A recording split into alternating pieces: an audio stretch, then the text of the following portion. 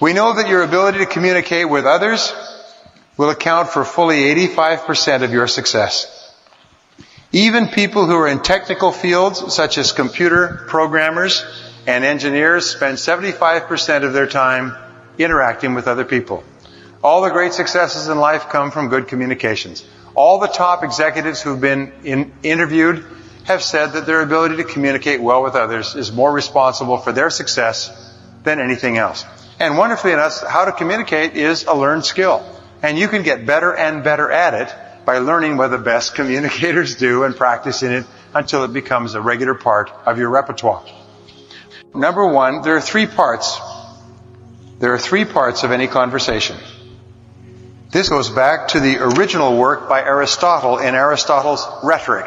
He said the first part of conversation is ethos. Ethos has to do with the character of the person. Emerson said, "What you are shouts at me so loudly I can't hear a word you're saying." Character is terribly important. Credibility, believability. It's the character of the person. A person who has high character can say little and be enormously influential. A person like Mother Teresa could say a few words and change a person's life. A person with limited character just doesn't have the same effect. B is pathos. Pathos is the second part of communication. It means connecting with the emotions.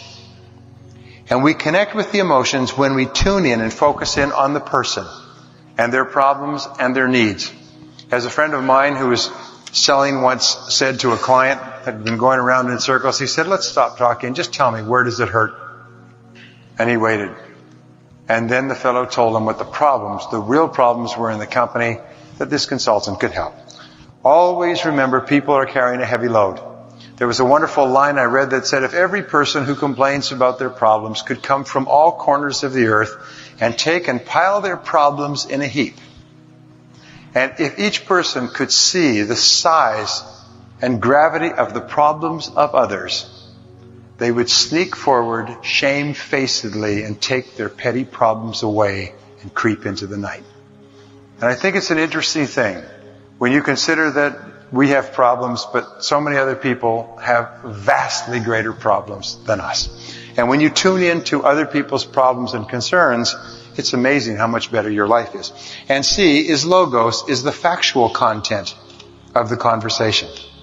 And the factual content is often the least important, the logos.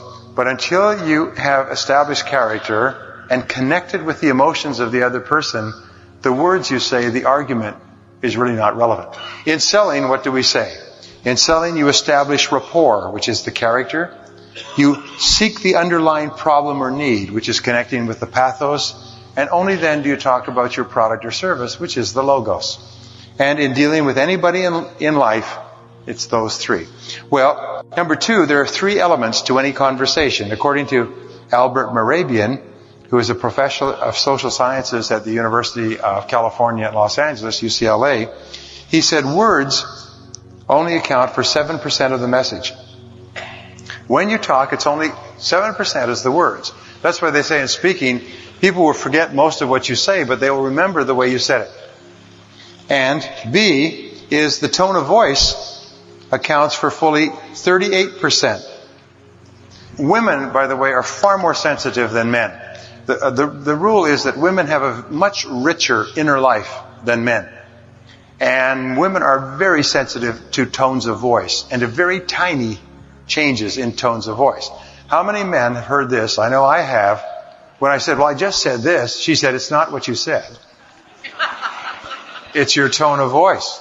So, tone of voice is important, and that's why we need to give some thought to it, because if we're in a hurry or busy or rushed, sometimes our tone of voice can be clipped or short, and it can be hurtful.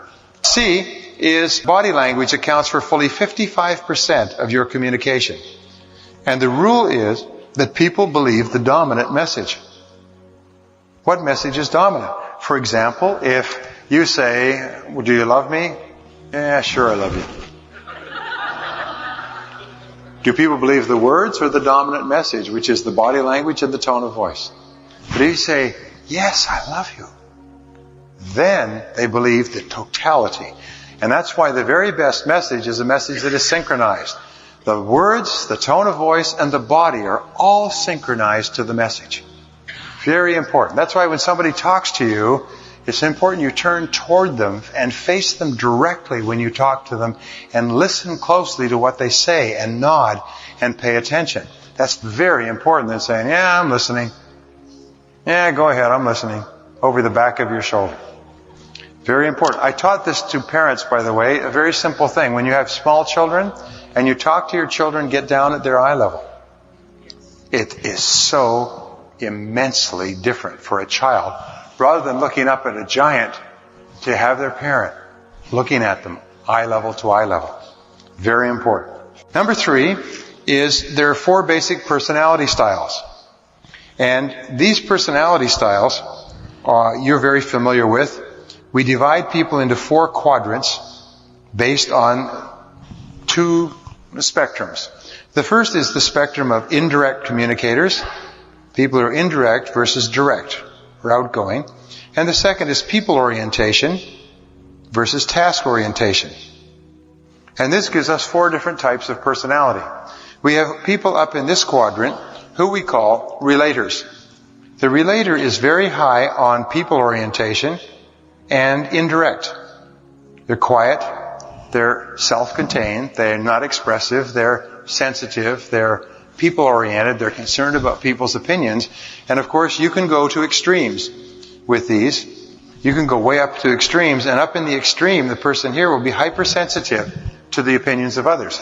If you're selling or communicating, this type of person requires slow, low-keyed, easygoing, friendly, warm. They want to get to know about you, ask you questions. Like people will come up to me at a seminar and say, hi, how are you? Tell me all about your life and how you got started and what you think and feel about what it's going to happen for you for the next 20 years and what you really care about and love more than anything else in life. Could you tell me that? Where there's a lineup of people behind them. And I'll say, well, those are wonderful questions. That is what they're interested in. They're genuinely interested in knowing about you. So if you're dealing with relators, you have to go slowly. You have to be patient. You can't be pushy. They take time to make decisions, and they like to talk to other people. Their primary concern in life is, let's get along. Let's get along. Let's all be friends. They're really grieved or pained if there's any kind of friction amongst people.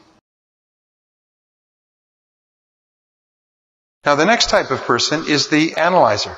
This person is an indirect person, self-contained, but very task-oriented. This is the kind of person who's not concerned so much about people up here, but they're very concerned about doing the job, and they're kind of inward directed.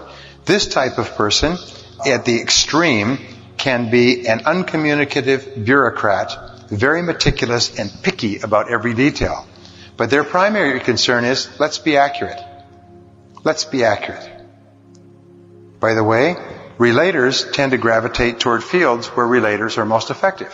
So a relator will gravitate toward a field like nursing, social services, teaching, small child development, psychology, things where they deal with people, administrative functions, personnel, counseling, and so on, where they relate to other people.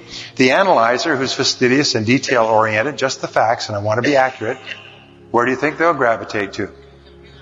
Computers, accounting, engineering, bookkeeping, any field where meticulous numbers are concerned. They like problems that don't talk back. Now, the third type of person is what we call the director. The director is a person who is outgoing, direct, and task-oriented. These people are bottom-line oriented, just the facts. They're impatient. They make quick decisions. They don't need a lot of detail. They're the ones that read the summaries of the summaries. And these people are concerned with, let's get results. Who do you think would read the most copies of People magazine so far? The relator. Who do you think would read Success magazine, Business Week, Forbes? The director, the go-getter, the kick you-know-what and take names.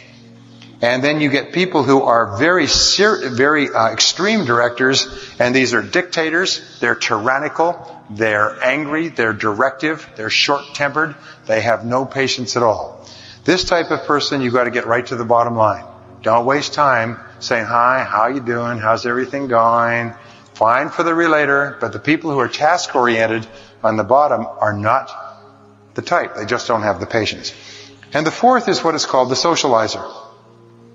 And the socializer is a person who is outgoing, direct, voluble, and very people-oriented. This person's primary motivation is achievement. And achievement with and through other people. They like to talk about achievement. What are you doing? What did you do? How did it work? Let me tell you what I did and how it worked for me. They're very achievement-oriented. They're socializers. They're also called expressives. Sometimes they're called executives because they're very integrated. They have a very strong focus on people and a very strong focus on achievement and getting things done. Everybody here is in one of these quadrants. Now here's the basic rule. The mistake that people make is they treat everybody else as though everyone else is the way they are. However, no matter what you are, 3/4 of the people you meet are something else.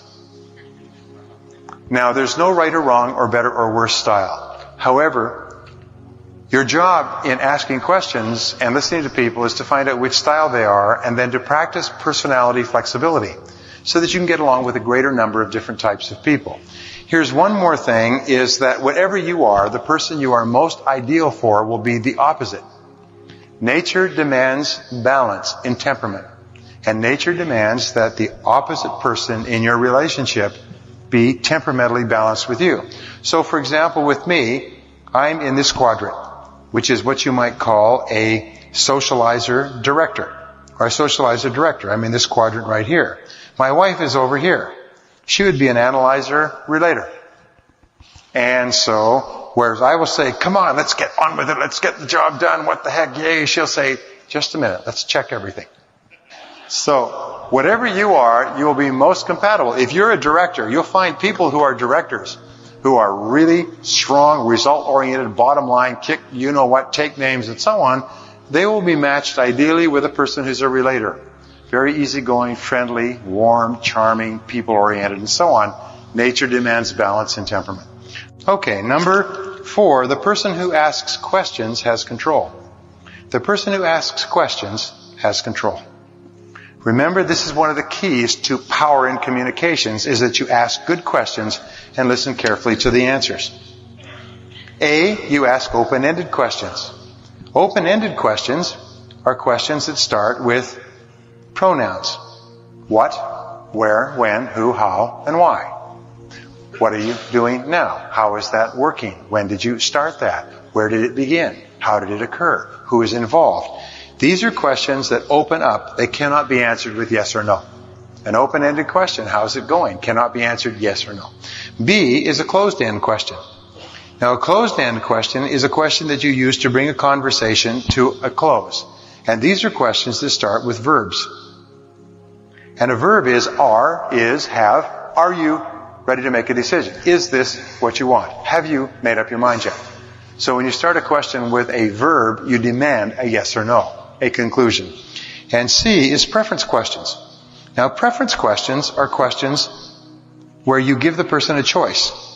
And remember, people love choices. People love choices. So you say, which would you prefer, this or that? Which do you like, that or the other thing? Which of these would be better for you? Always giving people choices makes it much easier for people to make decisions. People don't like to have only one choice. So even if you only have one choice, you say, then when would you like it, here or next week? Would you like it sent to your home address or to your office address? Would you like to pay by cash, credit card, or our term payments? In other words, trying to give people choices makes it much easier for them to buy or to go along with it. Number 5 key to communications is a balanced dialogue. A balanced dialogue means no monopolizing. The very best conversations are conversations that have an ebb and flow like the tide. Go back and forth and back and forth and back and forth. There's an easy, relaxed flow back and forth. And if the people are together for 10 minutes or 10 hours, the conversation goes back and forth. There's a thing called the conversation test. And it is a test of the compatibility of two people. We know that in the ideal conversation, each person will get a chance to talk, and each person will get a chance to listen, and there will be about a 10% to 15% period of easy silences. Easy silence. It's just comfortable. People are comfortable with silence. And so, in the ideal conversation, each one will get a chance to talk. Each one will get a chance to listen. And by the way, each of us have needs, like vitamin and mineral needs to talk, and each of us have needs to listen. What can often happen, however, is some people will have 70% of the time they need to talk. And the other person, 70% of the time they need to talk, and so they're always clashing because they're both trying to get their talking out. The worst of all is when incompatibility sets in a relationship, and both of them only need to talk 10 or 15% of the time, and then there's vast gaps of uncomfortable silence. This is where the two people really don't have very much in common anymore. They don't have much to say. When they come together, they usually have an easy ebb and flow, but over time it kind of dries up. Have you ever seen a couple driving along in a car? Both of them look straight ahead. Nobody says anything. Or they sit in a restaurant and they eat. And sometimes they read. And they don't say anything. Not a good sign. Number 6 is acknowledge and agree. In good conversation, they acknowledge and agree twice as often. Good conversationalists are active conversationalists. Yes, yeah. Oh, that's it. That's really, look at that. Good. They're there. They're not sitting there passively like fence posts. They're actually engaged. So active listening is very, very important in relationships. Active listening means the person is really there. Put down the magazine or newspaper. Turn off the television set. Lean in. Be there the whole time. Number 7, good listening skills. And sometimes people are shy, and I can tell you this, the way that you overcome your shyness is very simply this. Tune into the other person, ask questions, and then listen carefully to the answers. Seek first to understand, then to be understood. Get out of yourself and don't be preoccupied with what the other person is thinking about you. Instead, focus on encouraging the other person to talk about them. The more the person is talking about themselves, the more they like you. Seek first to understand, then to be understood. When you go home at night, don't talk about your day at all. Instead, ask her and ask the kids about their days and listen closely. And ask them follow-up questions and probe. In fact, I'll give you a secret for success in life. Treat the members of your family like you treat your customers. Especially your best customers. And you'll be absolutely amazed at what a wonderful person you just became. Number 8, listening skills. Listening builds trust, the foundation of all relationships. The more you listen, the more the person trusts you. The more they trust you, the more they like you. The more they like you, the more they open up to you. So, treat your members of your family, treat everybody you meet as though they were your best customers. Your very best customers. Their jokes will be funnier. Their conversation will be more interesting. You'll pay better attention. You'll have far more patience.